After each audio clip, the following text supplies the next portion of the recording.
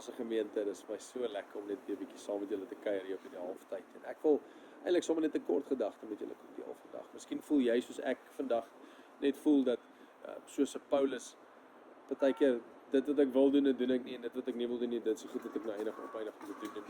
Of miskien is jy op 'n plek waar jy nie noodwendig weet wat volgende is. Miskien is jy op 'n plek waar jy 'n klomp goeders het wat jy moet uitsorteer, 'n klomp probleme het wat jy oplossings voor nodig het, en jy weet nie eintlik wat se kant toe nie. Partykeer voel dit of in daai oomblikke God ons verlaat, en dis ons gevoelens wat praat, dis ons eie mens wees wat sê, man nee, ek voel nie vir God nie, God is nie hier in hierdie ding nie. En dit is 'n leuen van die vyand, en ek wil vandag net 'n stukkie waarheid by jou kom los, wat vir jou soveel vryheid gaan bring in hierdie ding.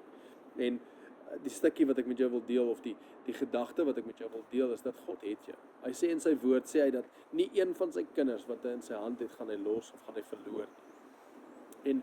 En jy is een van daai, as jy glo met jou hart, as jy jou lewe oorgegee het aan hom, elke stukkie van jou oorgegee het aan hom, en jy lewe vir hom, dan is jy een van daai wat hy sê, hy gaan jou nooit verloor nie. En die goeie werk wat aan jou begin het, sal hy volbring. So ek wil jou net encourage met dit, en ek wil jou herinner daaraan om hierdie stukkie hoop te bring, dat God het jou. In jou struggle, in jou moeilikheid, in al daai goed, in jou onsekerheid, is God daar vir jou. En ek hoop dit bring vir jou 'n stukkie, net 'n stukkie sela in hierdie dag, 'n sela, 'n oomblik van asemhaal, 'n oomblik van stil word.